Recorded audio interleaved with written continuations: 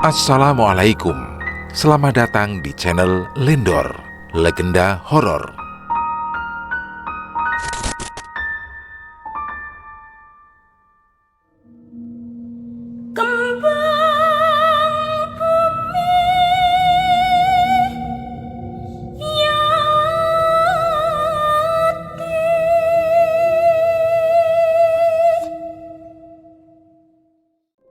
Bukan, serangan itu berbeda dari serangan dari demit wedus ireng.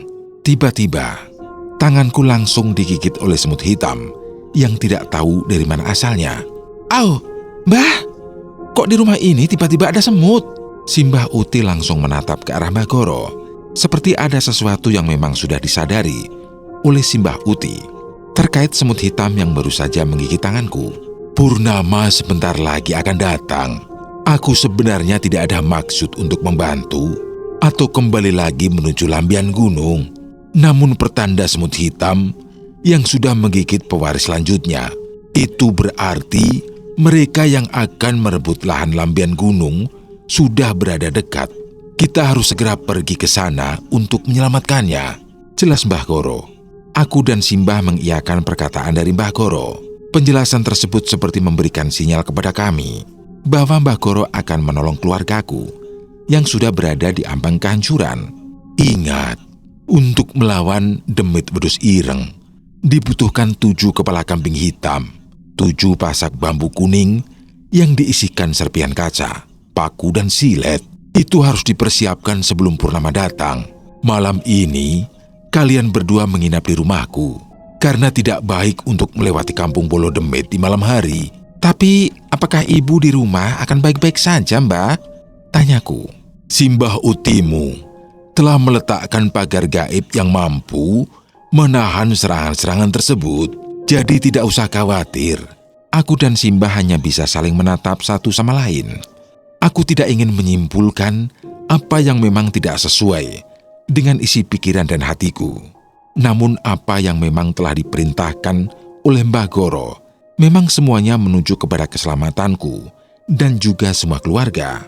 Akhirnya aku dan Simbah pun diberikan sebuah tempat untuk kami beristirahat. Kami berdua harus tidur lebih cepat agar nanti pagi bisa pulang lebih cepat juga. Aku mencoba untuk menutup kedua mataku. Pikiranku masih terhubung kepada apa yang baru saja Mbah Goro katakan. Di saat dimana aku sudah terlelap dalam tidur, aku merasakan pintu kamarku dibuka oleh seseorang. Lalu orang tersebut seperti mengatakan sesuatu. "Iki pewaris lanjute." Namun aku tahu, suara itu terdengar jelas dan familiar.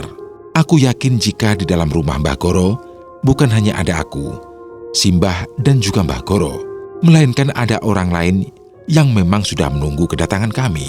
Tapi siapakah orang tersebut? Bagian 4, perewangan atau peliharaan Mbah Goro. Pagi harinya, aku dan Simbah Uti terbangun. Saat kami berdua terbangun, aku dan Simbah Uti tidak menemukan Mbah Goro. Pikirku mungkin Mbah Goro berada di belakang rumah. Aku meminta izin kepada Simbah Uti untuk menuju ke belakang rumah. Niatku adalah ingin mencari Mbah Goro yang mungkin saja berada di belakang rumah. Namun saat aku terus berjalan ke belakang ruangan, aku dikejutkan dengan banyaknya darah yang berada di lantai serta bau busuk yang sangat menyengat. Semakin aku masuk ke belakang rumah, aku mendengar suara orang seperti sedang makan sesuatu. Namun anehnya, aku juga mendengar suara mulut yang mengoyak sesuatu yang sedang dimakannya. Perlahan aku berjalan menuju ke pintu belakang lagi. Di sana aku melihat sebuah pintu yang terbuat dari bambu dan memungkinkan bahwa ada seseorang di baliknya. Saat aku ingin membuka pintu, tiba-tiba ada seseorang yang menyentuh pundakku hingga membuatku terkejut. "Mau kemana, Nduk?" tanya Mbah Goro. "Mbah Goro," ucapku. "Ayo ke depan saja." "Tapi Mbah, tadi saya dengar orang lagi makan, tapi suara mulutnya seperti sedang mengoyak daging." "Itu perasaan kamu saja." Aku pun masih menengok ke arah pintu tersebut. Perlahan, kulihat dengan jelas dari celah-celah pintu ada penampakan 2 bola mata yang berwarna sangat merah. Aku ingin mengatakan hal tersebut kepada Mbah Goro, namun anehnya, mulutku seperti terkunci dan tidak bisa berkata apa-apa lagi. Sesampainya di ruangan depan, Mbah Uti langsung bertanya kepadaku, "Kamu habis dari mana, Nduk?" "Habis dari belakang, Mbah. Nyariin Mbah Goro," ucapku. Mbah Goro langsung terduduk di tempat duduk. Dia pun segera membuka obrolan terkait pemberangkatan untuk menuju ke lahan Lambian Gunung. "Purnama sudah dekat," tanya Mbah Goro. "Minggu ini akan ada purnama. Berarti semuanya sudah berangkat menuju ke Lambian Gunung. Kita mesti berangkat hari ini." Si Mbah Uti hanya mengangguk paham. Aku hanya menunduk sambil memainkan kedua tanganku. Pikiranku masih memikirkan tentang siapa di balik rumah Mbah Goro. Jika memang benar apa yang aku persangkakan sekarang, aku memiliki banyak pandangan terkait dengan sesuatu yang disembunyikan oleh Mbah Goro.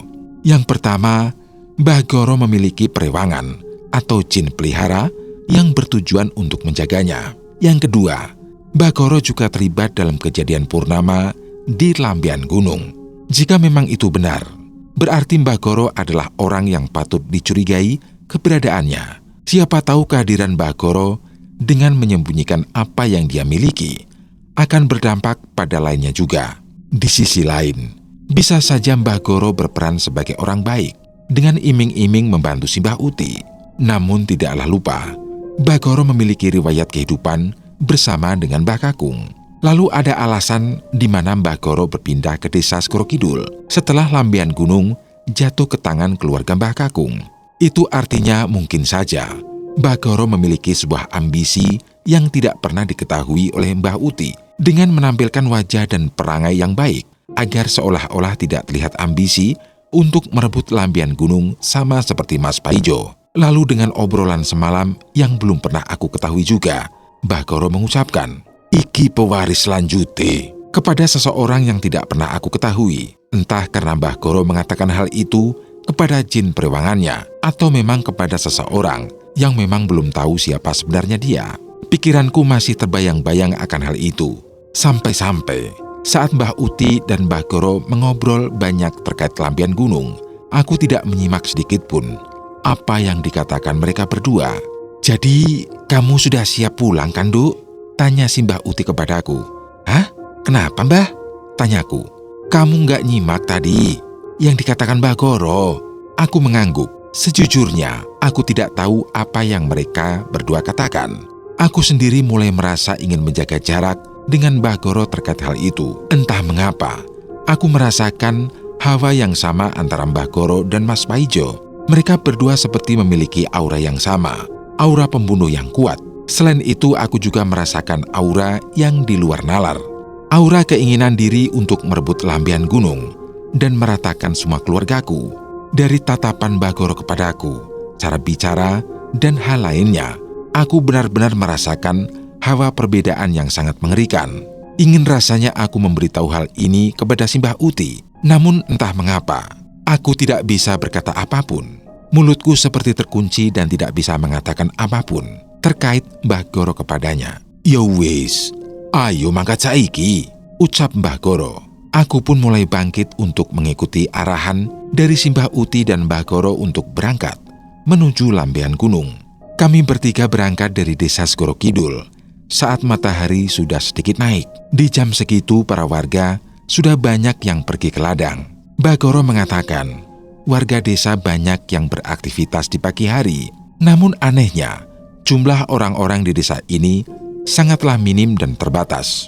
Mereka semua berbeda dengan desa-desa lainnya yang memungkinkan banyaknya popularitas warga. Desa ini terbilang sangat aneh karena tidak memiliki banyak penduduk. Dulu desa kami menjadi incaran para pejabat karena memiliki kelebihan. Lalu ketika sudah diperas semuanya, para warga di sini dibunuh dengan kejam. Karena itulah desa Segoro Kidul disebut juga sebagai desa di balik kabut. Mereka yang bisa memasuki desa ini adalah mereka yang memiliki ikatan kepada salah satu warga desanya.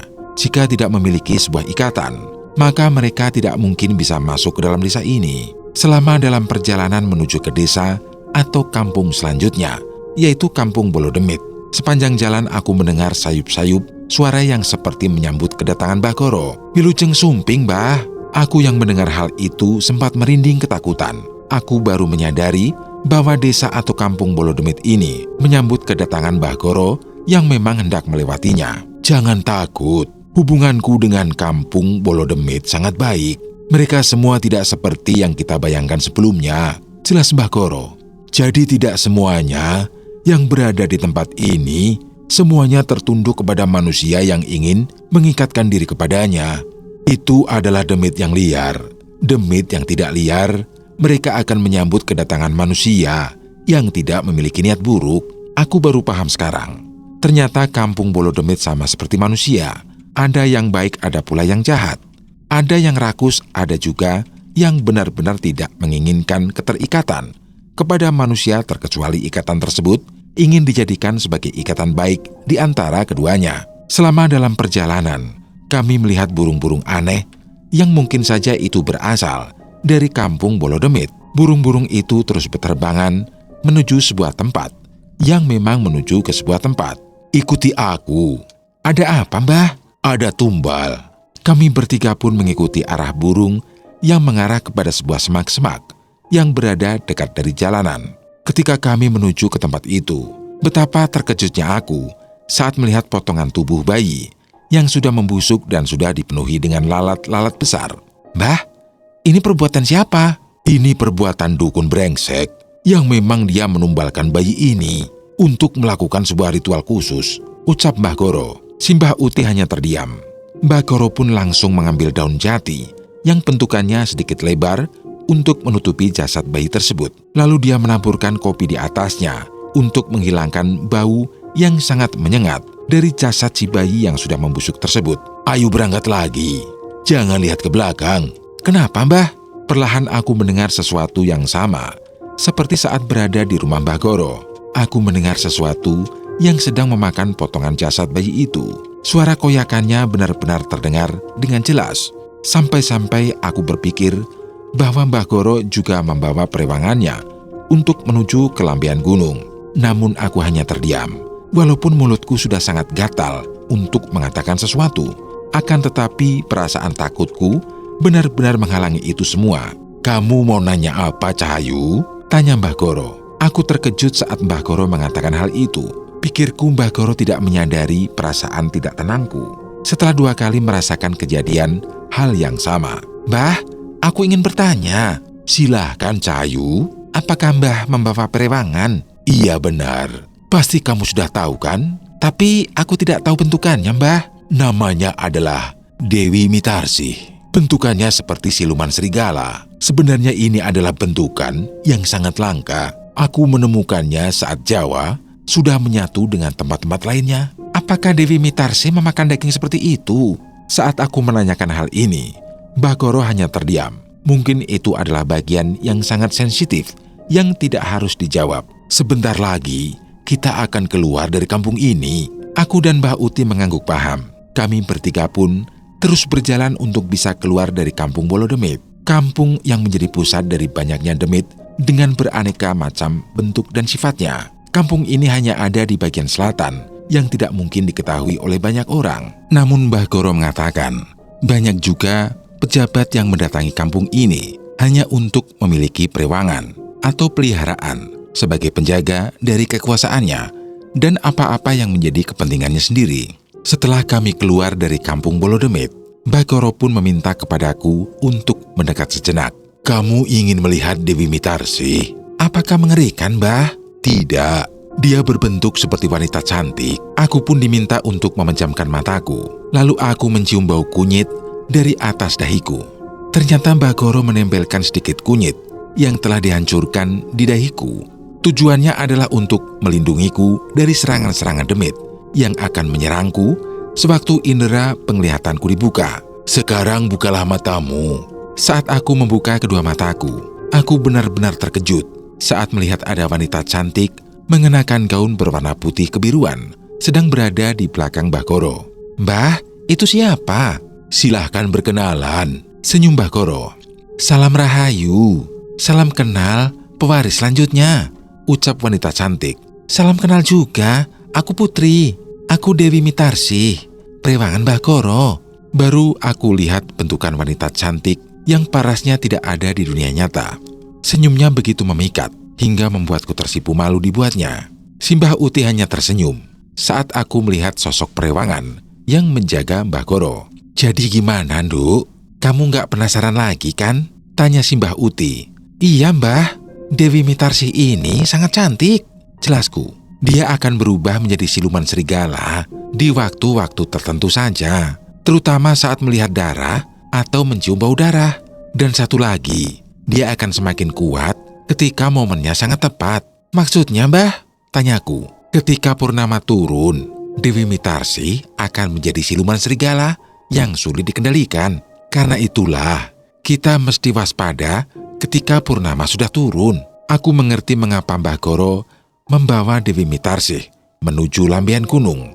Jika prasangkaku benar, kemungkinan besar akan ada peperangan antara keluargaku, Mas Paijo, dan para dukun untuk memperebutkan Lambian Gunung.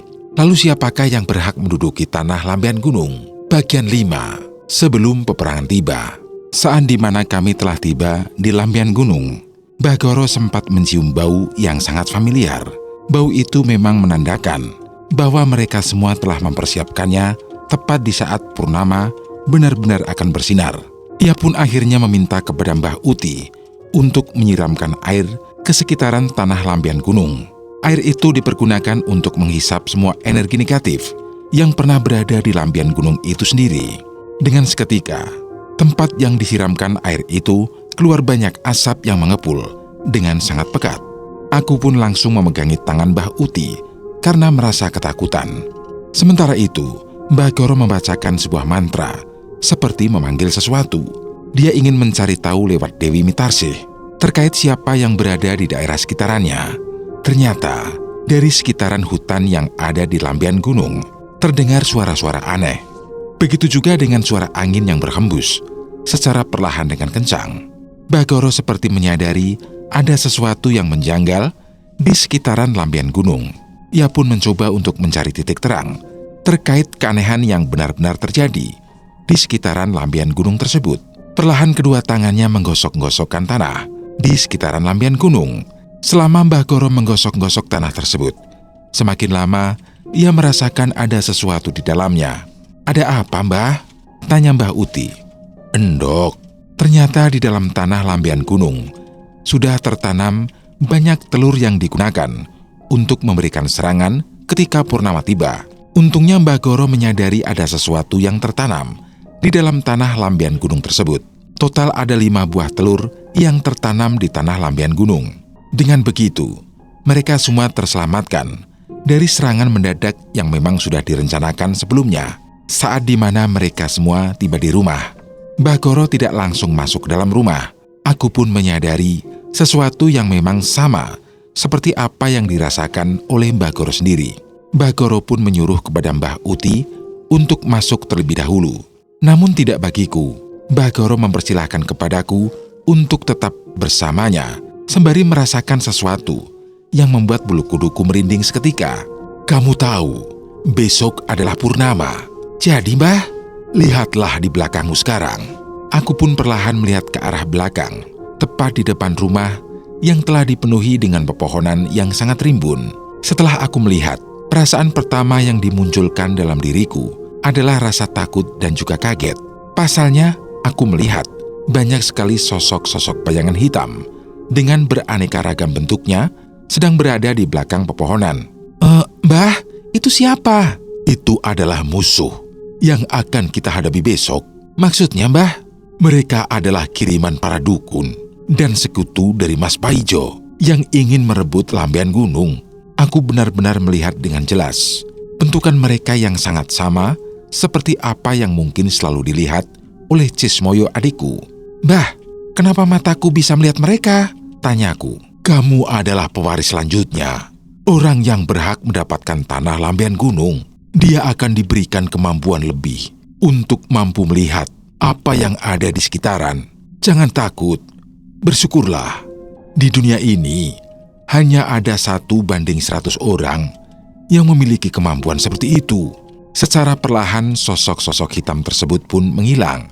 Namun aku melihat dengan jelas, ada seseorang yang berdiri di sana. Mbah, itu siapa? Saat Mbah Goro menoleh ke arah belakang, tiba-tiba Banaspati muncul dari hutan tersebut, seolah-olah mengaburkan pandangan dari Mbah Goro. Itu adalah pelakunya, Mas Paijo. Mbah Goro menggeleng-gelengkan kepala. Jika Mbah Goro telah menggeleng-gelengkan kepala, sembari menatap orang itu dengan tatapan yang tajam, itu tandanya orang tersebut memiliki ilmu kanuragan yang setara dengan penduduk desa Segoro Kidul. Lebih baik kita masuk ke dalam rumah. Tidak baik berlama-lama di tempat terbuka seperti ini. Mbah Goro pun menarik tanganku untuk masuk ke dalam rumah. Firasatnya memang benar. Bersamaan dengan itu, banaspati yang masih berputar-putar di sekitaran pepohonan, lalu hancur bertaburan di tanah. Di dalam kamar, Simbah Uti sudah bertemu dengan ibu yang sudah 1 hari penuh lamanya menjaga Simbah Kakung dan juga Cismoyo. "Bu, ini Mbah Goro." "Aku sudah mengenal ibumu," ucap Mbah Goro kepadaku. Ibuku menyalami Mbah Goro. Kami semua pun akhirnya memutuskan untuk membicarakan hal ini di ruang tamu. Kami berempat, Mbah Uti, Mbah Goro, aku dan ibu, membicarakan terkait dengan waktu purnama yang sudah semakin dekat. Purnama kemungkinan esok hari, tinggal menunggu waktu untuk bisa menyembuhkan mereka berdua, jelas Mbah Goro. "Jadi Cismoyo bisa disembuhkan?" tanyaku. "Yang diambil oleh wedus demit itu hanyalah bentukan dari mata yang sempurna, karena memiliki anugerah dan kekuatan untuk bisa menghalangi siapapun dalam menguasai tanah lambean gunung. Semuanya bisa dikembalikan jika kita mengalahkan wedus demit ireng itu," jelas Mbah Goro. "Lalu Mbah Kakung bagaimana?" "Yang mencelakai Mbah Kakung bukanlah Mas Paijo, melainkan ada seseorang yang membantu merencanakan keinginan Mas Paijo," jelas Mbah Goro. "Maksudnya?" Mbah Goro menatap satu persatu wajah kami dengan tatapan serius. Sepertinya di masa lalu saat perebutan tanah lambean gunung berlangsung, ada musuh bebuyutan yang memang setara ilmu kanuragannya dengan para penduduk dari desa Segoro Kidul. Mereka adalah 1 dari 10 orang yang ditakuti oleh penduduk desa Segoro Kidul dan dibenci kehadirannya oleh penduduk Bolodemit. Akan tetapi, seiring berjalannya waktu, beberapa dari penduduk Bolodemit memutuskan untuk mengikuti jejak langkahnya, jelas Mbah Goro. "Maksud Mbah Goro, sewaktu Handoyo merebut tanah ini, ada orang yang berkecimpung dan masih hidup sampai sekarang?" tanya ibuku. "Benar, dia berasal dari sebuah alas yang disebut sebagai alas Keteh Karam." "Alas Keteh Karam?" "Alas tempat bersemayamnya jiwa-jiwa yang dibuang dan dijadikan sebagai budak untuk menunggu daerah tersebut selama ribuan tahun." Mendengar nama itu, Mbah Goro langsung mengeluarkan keringat dingin yang begitu deras. Seakan-akan alasan dia tidak ingin berkecimpung lagi di tanah lambean gunung adalah karena orang tersebut. "Siapa namanya?" Mbah Goro hanya menggeleng-gelengkan kepalanya. Dia masih mengingat dengan jelas saat banyak sekali dari penduduk Segoro Kidul yang hampir meninggal dunia karena orang tersebut telah memporak-porandakan semua isi desanya. Handoyo meninggal karena orang itu. Setelah mendengar nama itu, tanganku tiba-tiba semakin menggenggam dengan kencang. Mataku semakin tajam menatap wajah Mbah Goro, seperti ada sesuatu yang turun dan seksama di dalam tubuhku. Entah mengapa, seperti ada sesuatu yang ingin masuk ke dalam tubuhku. Sama seperti ketika Cismoyo dirasuki oleh sesuatu yang berasal dari leluhur kami. Tiba-tiba penerangan mati. Dengan sendirinya, pintu tertutup dengan kencang, dan angin berhembus dengan sangat kencang, seolah-olah ada sesuatu yang datang dan memasuki tubuhku. Mbah Goro dan Mbah Uti yang menyadari hal itu langsung menundukkan kepalanya, sembari memberikan rasa hormat kepada sesuatu yang merasuki tubuhku dengan cepat. "Aku wis weruh, sopo kang awakmu maksud, Goro? Kulo paham, Mbah. Ojo raguke bocah iki kanggo ngrebut lambean gunung. Aku wis njogo cah ayu iki kanggo mateni wong kang awakmu maksud. Sepurane, Mbah, aku wis paham yen cahayu iki bakal didadekke pewaris saklanjute."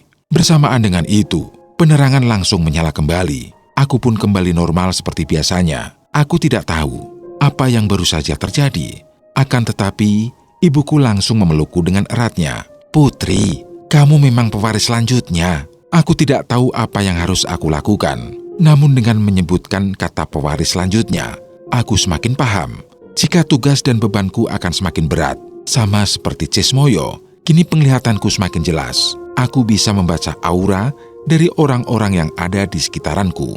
Bahkan yang lebih mengejutkannya, aku bisa melihat periwangan yang dimiliki oleh Mbah Goro yang disebut dengan Dewi Mitarsih itu. Saat aku melihatnya, Dewi Mitarsih menundukkan kepalanya sembari memberikan penghormatan kepadaku. Lalu Mbah Goro pun memberikan sesuatu yang dilapisi dengan kain berwarna putih. Katanya itu adalah senjata untuk membunuh orang, yang dimaksud oleh Mbah Goro sebagai orang yang memiliki ilmu kanuragan tinggi yang disebut sebagai penjaga dari alas getih karam. Besok adalah purnama. Musuh kita akan lebih banyak. Selain penjaga dari alas getih karam, kita juga memiliki musuh dari keluarga kita sendiri, yaitu Mas Paijo, beserta para bolo demit yang dimilikinya. Jangan lupakan juga dengan Wedus Demit Ireng yang telah mengambil 2 bola mata adikmu.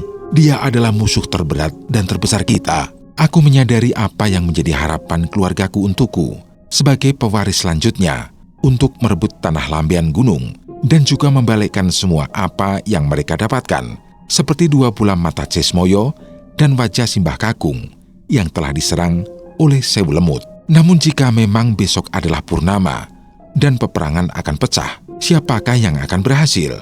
Apakah Putri dengan kemampuan barunya sebagai pewaris Lambian Gunung, atau Mas Paijo yang bersekutu dengan penjaga alas getih karam dan penduduk Bolo Demit? Lalu bagaimana dengan nasib yang lainnya? Apakah Putri berhasil membawa 2 bola mata adiknya, yaitu Cismoyo dan wajah dari Simbah Kakung yang telah direbut oleh penjaga alas getih karam? Bagian 6. Sebelum usai, gambaran bulan purnama di langit telah terbentuk sedikit demi sedikit. Hari itu, Mbah Goro hanya memperhatikan langit yang sudah semakin memberikan pertanda akan terjadinya peperangan besar yang benar-benar memberikan sebuah dampak bagi mereka yang ada di masa depan. Waktu yang terus bergulir hingga menyisakan sebuah memori yang masih tersimpan rapi di pikiran Mbah Goro saat dirinya bersama dengan Handoyo dan juga Simbah Kakung dalam mempertahankan lahan Lambian Gunung. Dan sekarang kejadian yang sama akan terulang kembali. Entah bagaimana dan apa yang terjadi ke depannya, Mbah Goro berharap tidak ada korban jiwa di pihaknya dan benar-benar dalam keadaan selamat agar bisa berkumpul lagi seperti biasa. Namun hal ini tidak semudah dengan apa yang dia pikirkan. Selain Mas Paijo, lawan terberat dari Mbah Goro sendiri adalah seseorang yang berasal dari alas getih karam. Kini tugasnya semakin berat. Dirinya harus maju di garda terdepan untuk melindungi orang-orang yang secara keilmuan kanuragan sendiri belum mampu kecuali Simbah Uti yang memang masih ada garis keturunan dengan penduduk dari desa Segoro Kidul. Bukan berarti dengan hadirnya Simbah Uti semua akan menjadi aman-aman saja tanpa ada kendala apapun. Masih ada pekerjaan lagi yang harus diselesaikan terkait dengan Mas Paijo yang benar-benar bekerja sama dengan para demit dari Bolo Demit dan mampu membuat transaksi dengan demit Wedus Ireng adalah salah satu hal yang sangat berat. Lagi-lagi lawannya semakin bertambah. Mbah Goro belum tahu apakah dengan mengendalikan perewangannya, yaitu Nyi Mitarsih, yang akan berubah wujud menjadi siluman serigala, mampu melawan mereka semua. Kerisauan hati Mbah Goro pun akhirnya tergambarkan dari wajahnya yang tidak tenang dan sedikit risau. Dia hanya menatap arah Lambian Gunung yang akan menjadi tempat pertemuan antara dirinya dan juga para perebut Lambian Gunung itu sendiri. Putri yang merupakan seorang pewaris dari Lambian Gunung juga harus bersiap menjadi target utama dari Mas Paijo. Pasalnya jika memang Mas Paijo mampu membunuh Putri, maka Lambian Gunung akan menjadi milik Mas Paijo. Namun tidak semudah itu, Mas Paijo harus membunuh Putri. Semalam tadi, dirinya dirasuki oleh sosok danyang atau penjaga yang berasal dari trah leluhurnya. Ini membuktikan Putri tidak sendirian. Dia memiliki danyang-danyang yang kekuatannya setara dengan 2 orang yang sama seperti Mas Paijo. Pagi hari itu, Mbah Goro hanya terus-menerus menghirup udara segar yang ada di sekitaran tanah Lambian Gunung. Bersamaan dengan itu, datanglah Mbah Uti dan dari sinilah Mbah Uti memanggilku, "Putri, kemari." Mbah Goro yang mendengar suara Mbah Uti langsung terkejut. Dirinya tidak menyadari jika Mbah Uti sedang memperhatikannya yang ada di luaran. "Iya Mbah, sebentar." Putri pun langsung menghampiri Mbah Uti yang sudah ada di dekat Mbah Goro. Mereka pun akhirnya saling bertukar cerita. "Hari-hari ini, aku sering sekali menghirup udara segar. Tampaknya ini adalah hirupan di hari terakhirku," jelas Mbah Goro. "Hus, ndak usah bilang gitu, pamali. Mbah Uti bersikeras untuk menghentikan apa yang dikatakan oleh Mbah Goro barusan. Dia tahu jika malam nanti akan ada pertumpahan darah dari dua pihak yang benar-benar membuat banjir darah di sekitaran tanah Lambian Gunung. Malam ini, biar aku saja yang berangkat ke sana. Aku sudah tahu siapa yang akan di Lambian Gunung, ucap Mbah Goro. Maksudnya Mbah? Tanyaku. Mas Paijo akan mendatangi rumah ini. Mbah Goro masih terpikat dengan suasana desa yang masih asri dan nyaman itu. Tak disangka dirinya akan menghadapi malam-malam yang penuh dengan ketakutan. Obrolan pun masih dilanjutkan. Kali ini Mbah Uti yang membuka obrolan terlebih dahulu. Jika kelak nanti Mas Paijo datang, apa yang harus kami lakukan? Tanya Mbah Uti. Mbah Goro pun langsung menengok ke seluruh sisi rumah. Ternyata ada beberapa tempat yang ada di sekitaran rumah yang sudah tertanam bambu kuning. Tancapkan bambu kuning hingga melingkari ke tiap sisi rumah ini. Lalu letakkan 3 kepala kambing di hadapan rumah. Tunggu sampai saat di mana Mas Paijo sendiri yang masuk ke dalam rumah, jelas Mbah Goro. Lalu bagaimana dengan Lambian Gunung? Aku akan menghadapi banyak musuh di sana. Jika kelak jasadku terbaring di sana, letakkan jasadku dan kuburkan di dekat Lambian Gunung. Mbah Uti langsung memeluk Mbah Goro. Dia merasakan apa yang memang akan terjadi di malam hari nanti. Aku sendiri masih melihat ibu yang seringkali bersedih ketika Cismoyo belum juga bisa disembuhkan. Dalam hatiku, aku selalu berucap untuk bisa mengembalikan 2 bola mata yang memang sudah diambil oleh sosok demit wedus ireng itu. Jika malam ini benar-benar sesuai dengan rencana, maka rencana yang disesuaikan oleh Mbah Goro akan membawa kemenangan bagi kita. Mbah Goro meminta kepada Mbah Uti untuk menjaga di bagian belakang rumah untuk menghadapi demit wedus ireng. Sedangkan Mbah Goro, dia akan menuju ke Lambian Gunung untuk melawan orang yang telah membunuh Pak Handoyo. Dan terakhir adalah aku dengan ibu. Kami berdua akan menjaga Cismoyo dan juga Simbah Kakung dari Mas Paijo. Sebelum akhirnya subuh tiba, kami akan terus melawan mereka hingga beberapa dari mereka akan mati dan menyatakan untuk menyerah. Saat ini, kami hanya selalu berharap jika Mas Paijo dan yang lainnya kalah dalam memperebutkan Lambian Gunung. Lalu Cismoyo dan juga Simbah Kakung, keduanya bisa kembali seperti semula dan berkumpul bersama. Bagian 7. Purnama berdarah. Malam harinya, saat di mana semua sudah dipersiapkan untuk menghadapi peperangan yang terjadi di Lambian Gunung. Simbah Uti dan juga Mbah Goro telah menyiapkan semua. Seluruh bambu kuning telah berada di sekitaran rumah. Lalu 3 kepala kambing yang sudah diletakkan di hadapan rumah untuk menahan banyaknya demit yang masuk ke dalam rumah. Mbah Goro memperhatikan purnama yang sangat indah, namun seperti memiliki kesan yang agak mengerikan. Purnama itu seperti memberikan pertanda kepada dirinya dan juga seluruh keluarganya akan perpisahan yang akan dihadapi. Perang di Tanah Sandet ini akan kembali terulang. Setelah kematian Handoyo, kemungkinan besar akan banyak korban yang berjatuhan demi mempertahankan Lambian Gunung. Mbah Goro pun bersiap menghadapi seseorang yang telah menunggu di Lambian Gunung. Dan kali ini dia telah mengatakan sesuatu yang benar-benar membuat hatiku terenyuh. Jika aku mati, nanti tolong kuburkan aku di dekat Lambian Gunung. Aku dan Simbah Uti hanya terdiam. Kami berdua tidak bisa mengatakan apapun di saat Mbah Goro mengucapkan kata perpisahannya, sembari berjalan menuju lahan Lambian Gunung. Suasana menjadi sangat dingin. Beberapa suara aneh juga muncul bersahutan. Simbah Uti menyuruhku untuk masuk ke dalam dan meninggalkannya di hadapan rumah. Aku belum tahu apa yang ada di benak Simbah Uti ketika menyuruhku untuk masuk terlebih dahulu. Tanah di hadapan rumah sedikit bergetar. Ternyata benar apa yang memang diperkirakan oleh Mbah Goro. Demit-demit yang berasal dari kampung Bolodemit mendatangi rumah kami. Bentukan mereka yang sangat mengerikan dan berbeda-beda membuat Simbah Uti menghela nafas sejenak. Jika memang bisa disebutkan satu persatu, demit seperti mereka memiliki sebuah bentukan yang tidak semuanya menyerupai apa yang pernah aku pikirkan sebelumnya. Dari bentukan tubuh, wajah, tangan, dan kaki, semuanya memiliki bentukan yang sangat berbeda. Ada yang memang memiliki bentukan seperti pocong, genderuwo, kuntilanak, dan lain sebagainya. Namun yang lebih mengerikan adalah bentukan setengah tubuh hitam legam dan setengahnya lagi berbentuk hewan. Bentukan seperti inilah yang sangat memberikan kesan seram.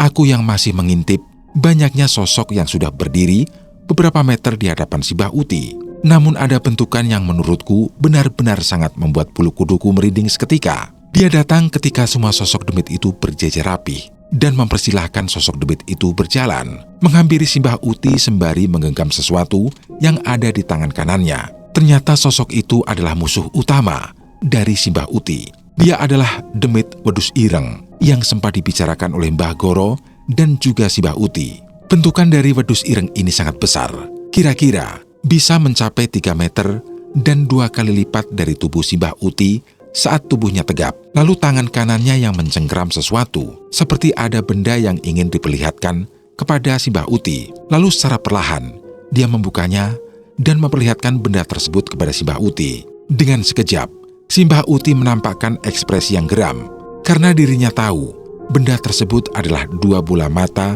milik Cismoyo. Lalu dari luaran, si Mbah Uti langsung menghadap ke belakang seolah-olah memberitahu kepadaku yang sedang mengintip dari dalam rumah. Matikan semua penerangan. Dalam sekejap, demit-demit yang berada di belakang demit wedhus ireng itu berterbangan ke arah rumah. Aku sendiri terkejut saat melihat sosok kuntilanak dan pocong yang melayang-layang seperti kain yang ditiup angin dan terbang menuju ke arah rumah. Dengan cepat, tubuhku langsung merespon untuk mematikan semua pencahayaan yang ada di seluruh tiap sudut rumah. Aku langsung berteriak ke arah ibu. "Bu! Ibu! Mereka datang!" teriakku. Ibu pun langsung membukakan pintu kamar dan mempersilahkan aku untuk masuk ke dalam kamar. Ibu langsung memelukku dan mencoba untuk menjagaku agar tidak terperangkap oleh demit-demit yang mencoba untuk menangkapku, karena aku adalah pewaris terakhir dari Lambian Gunung.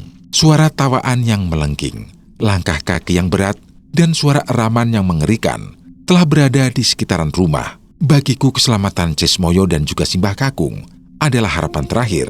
Keduanya harus benar-benar segera diselamatkan. Jika tidak, maka rencana kami semua untuk bisa mempertahankan Lambian Gunung dan juga menyelamatkan keduanya akan benar-benar sirna dan hancur. Ibu mendekap tubuh Cismoyo yang mulai resah karena hawa keberadaan para demit sudah terasa olehnya. Kedua yang tertutup oleh kain putih dan kepalanya yang selalu menengok-nengok mencari cahaya dari gemerlapnya penglihatan Cismoyo. "Bu, kok rumah kita ramai banget?" "Dek, rumah kita lagi diserang." "Mbak mana, Bu?"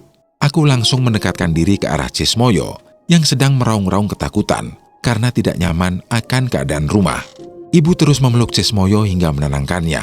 Dari kejauhan, suara ledakan terdengar dengan jelas. Aku semakin khawatir dengan keadaan si Mbah Uti yang sedang menghadapi demit wedhus ireng itu. Sesekali aku mengintip luaran kamar, dan hal yang tak terduga pun benar-benar terjadi. Di depan pintu rumah depan, sudah berdiri 3 sosok wanita menggunakan gaun putih kecoklat-coklatan. Warnanya sangat jelas, lalu rambutnya yang panjang menjuntai hingga ke lantai. Aku langsung menutup mulutku dan kembali masuk dalam. Ibu yang melihatku ketakutan langsung menanyakan apa yang baru saja terjadi. "Ada apa di luar?" "Bu, mereka sudah masuk." Ibuku pun langsung menyuruh kepadaku untuk tidak membukakan pintu lagi, karena memang di luaran sedang banyak sekali demit yang berusaha menguasai rumah. Hal-hal yang mengerikan pun terjadi secara perlahan. Di sekitaran tembok kamar, ribuan semut turun secara perlahan ke arah kami. Ibuku pun menyuruh kepadaku untuk pindah kamar dan segera keluar, sembari membawa Simbah Kakung yang masih terbujur kaku di tempat tidur. Kami berempat pun diserang dari banyak sisi, dan memang sudah tidak bisa berkutik lagi, karena memang seluruh rumah sudah dikuasai oleh para demit yang berencana membunuh kita secara satu persatu. Kami pun masuk ke dalam kamar belakang. Di sana tidak ada cahaya pun yang masuk ke dalam kamar.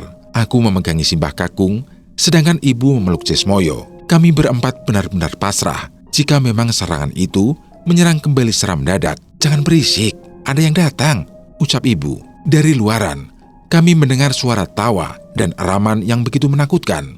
Silih berganti suara pun terjadi saat itu. Terkadang suara lompatan yang terdengar jelas dari luaran. Lalu ada suara ringikan tawa yang terus-menerus bersahutan. Ibu menyuruhku untuk menutup mulut agar mereka tidak mengetahui keberadaan kami.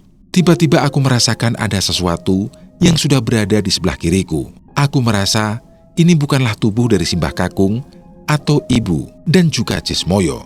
Perlahan bau busuk pun tercium tepat di sebelahku.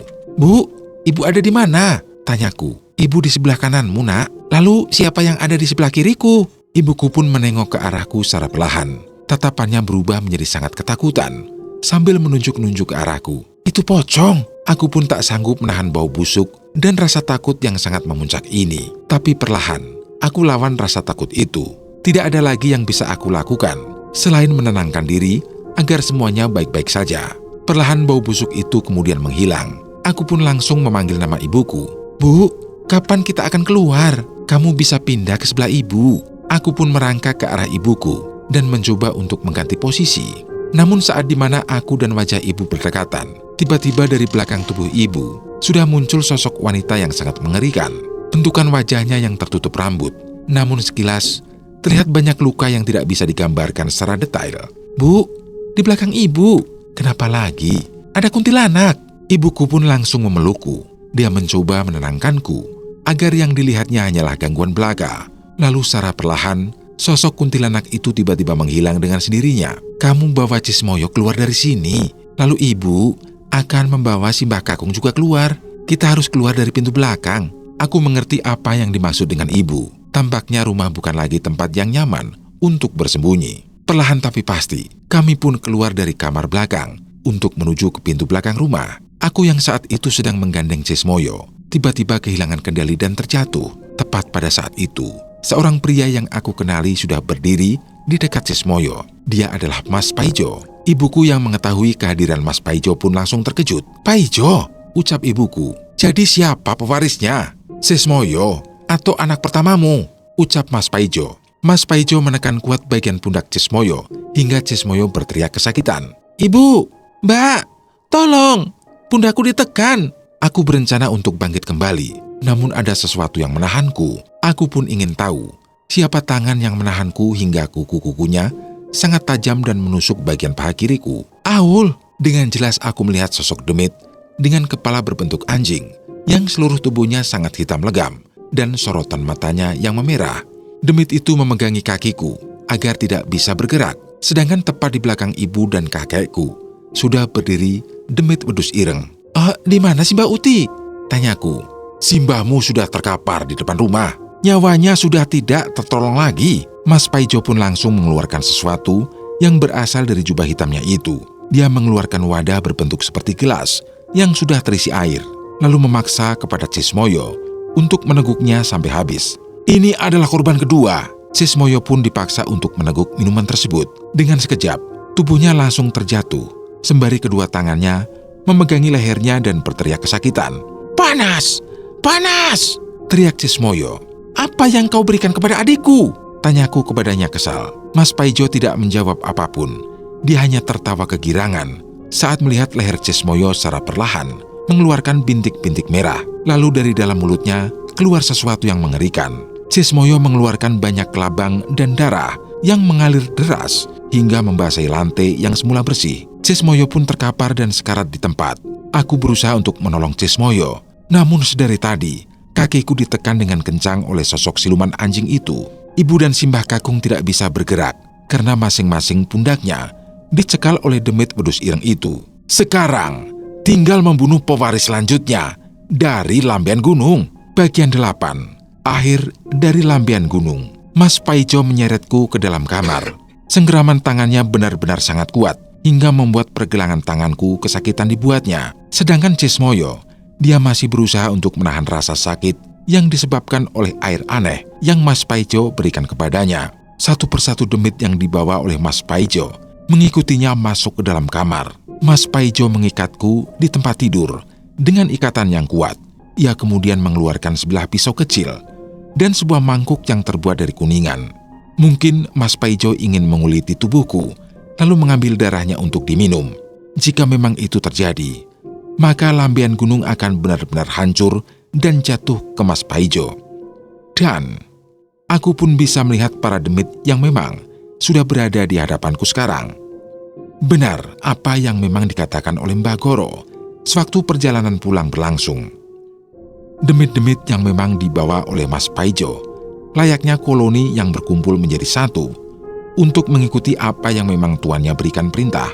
Mereka berjejer rapi, seperti sedang melihat upacara ritual pengambilan darah suci yang nantinya akan digunakan untuk mendapatkan lampian gunung.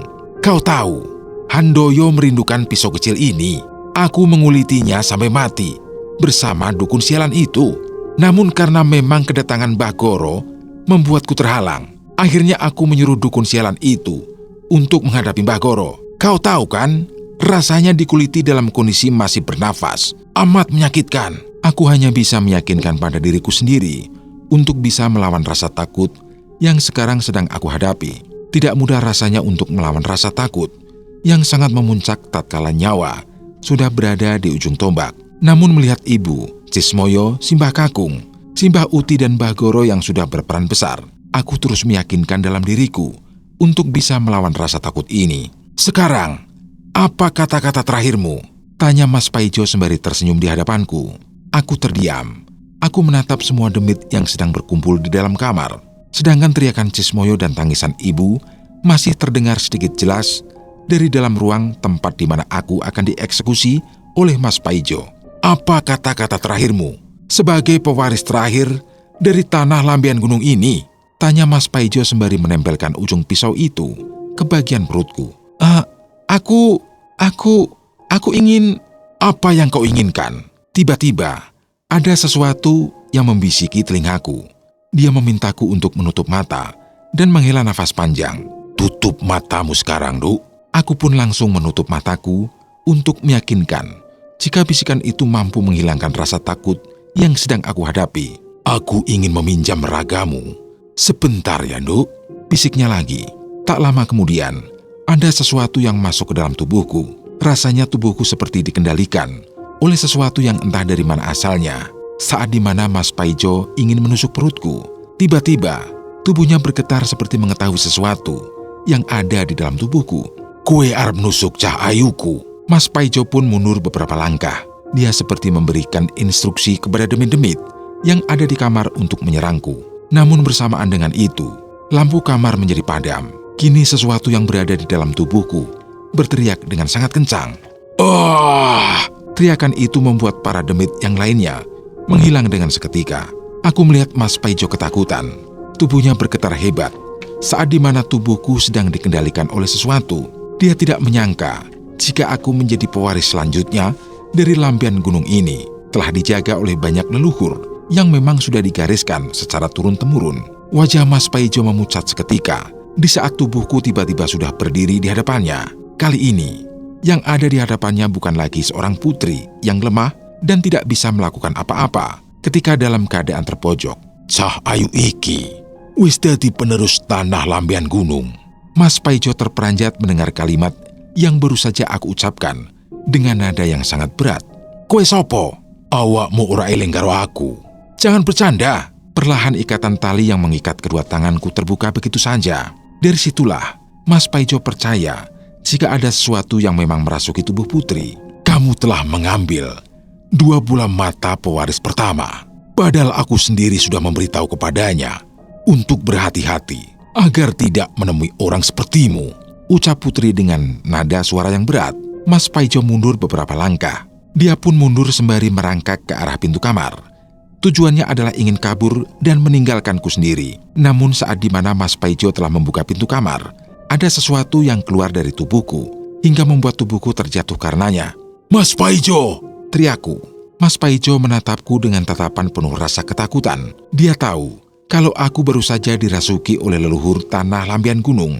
Mengetahui hal tersebut, Mas Paijo pun berlari menuju ke arah belakang rumah dan meninggalkanku yang masih berada di kamar. Sedangkan di luar kamar, ibu masih memeluk Cismoyo yang sudah semakin melemah. Mulutnya masih mengeluarkan sedikit darah akibat sesuatu yang diberikan oleh Mas Paijo kepada Cismoyo. Saat dimana Mas Paijo keluar dari kamar, ibu hanya terdiam sembari menahan tangis serta memeluk Cismoyo dengan erat. Dia tidak rela jika Cismoyo akan diambil oleh Mas Paijo. Namun ternyata Mas Paijo tidak mempedulikan ibu dan juga Cismoyo. Mas Paijo lebih memilih untuk menyelamatkan diri menuju ke lambian gunung. Aku berusaha untuk bangkit agar bisa menghalangi Mas Paijo untuk tidak menuju ke lambian gunung. Kemungkinan besar yang terjadi jika Mas Paijo bisa sampai ke lambian gunung adalah dia akan membunuh Mbah Goro dan menyusun kembali rencana untuk merebut Lampian Gunung untuk kedua kalinya. Mas Paijo! Aku berusaha keras untuk bangkit dan mengumpulkan semua tenaga yang tersisa agar bisa menghentikan Mas Paijo. Saat dimana aku berhasil keluar dari kamar itu, aku melihat ibuku sedang memeluk Cismoyo yang tampaknya sudah berada di ambang maut. Lalu aku juga melihat tubuh Simbah Kakung yang sudah tidak bergerak sama sekali. Melihat mayat Simbah Kakung yang tergeletak begitu saja, aku langsung berjalan ke arah ibu. Bu, Cismoyo baik-baik saja kan?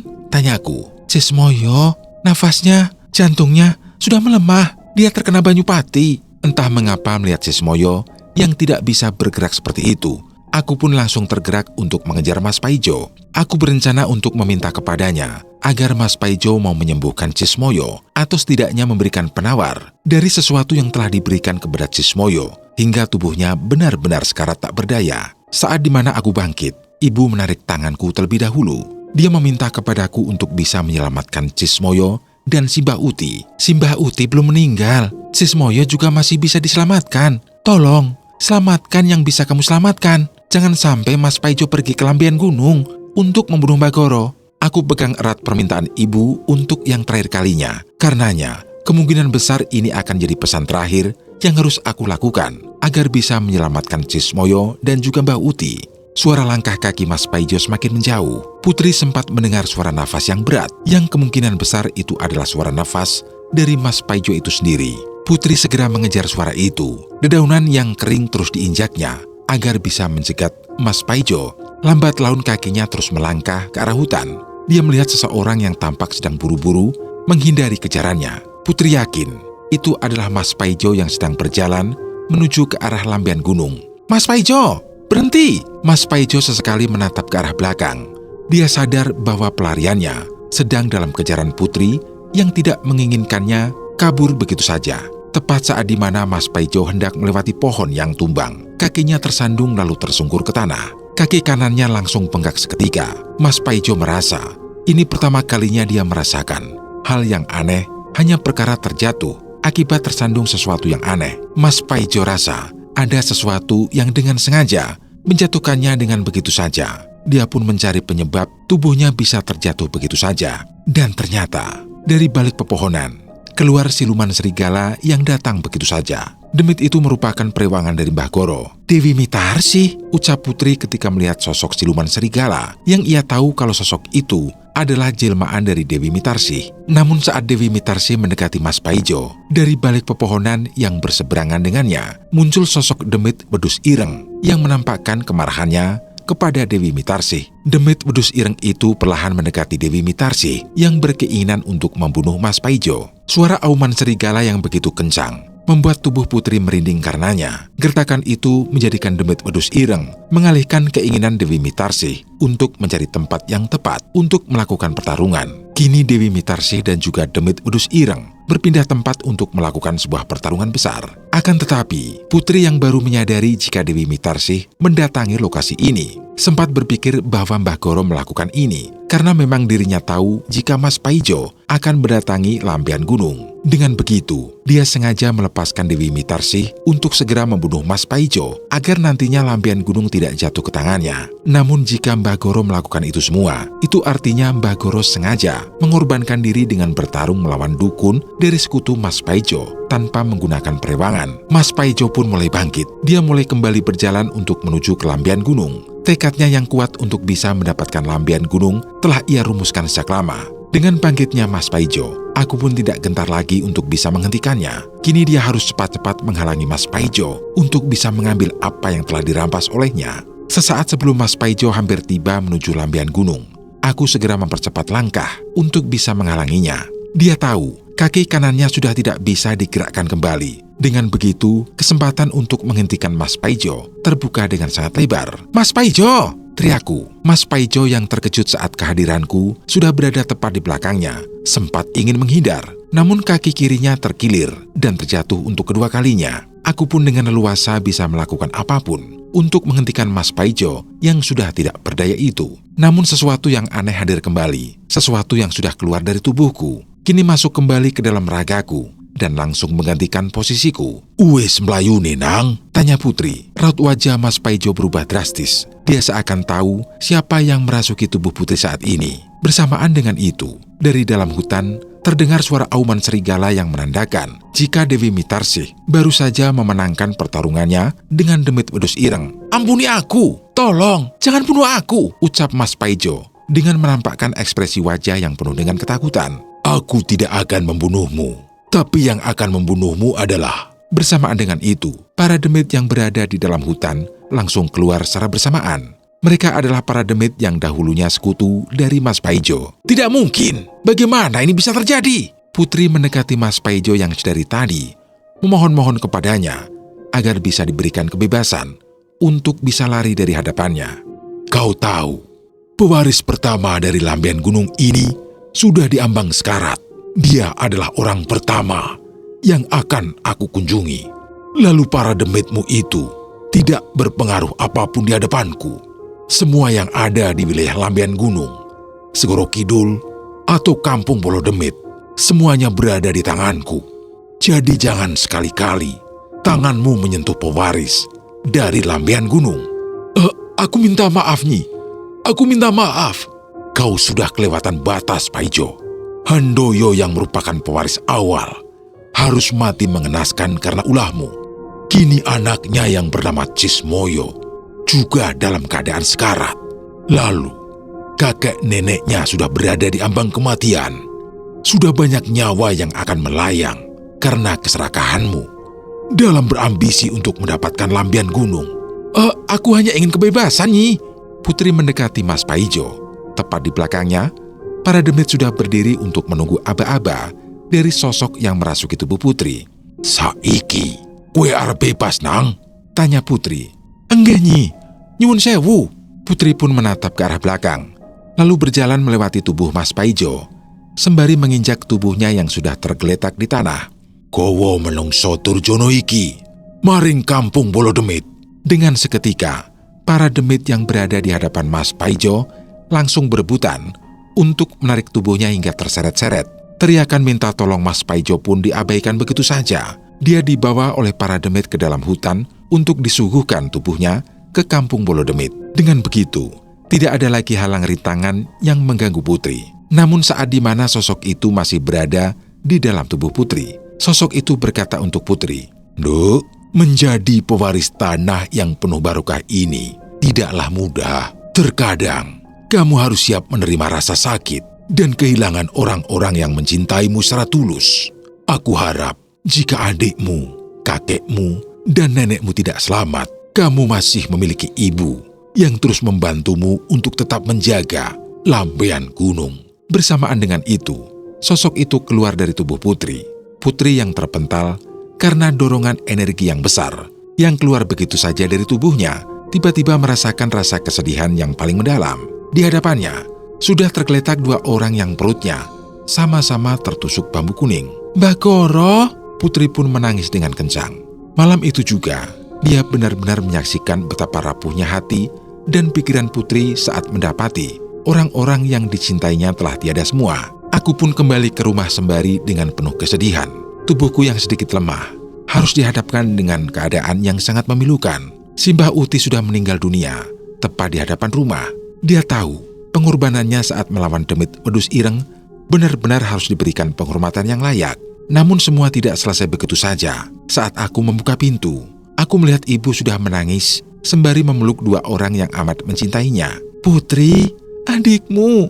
Ibu, maafin Putri. Simbah Kakung, Simbah Uti, dan Cismoyo, mereka semua gugur dalam mempertahankan tanah Lambian Gunung," ucap ibu sembari menangisi mereka semua yang telah gugur.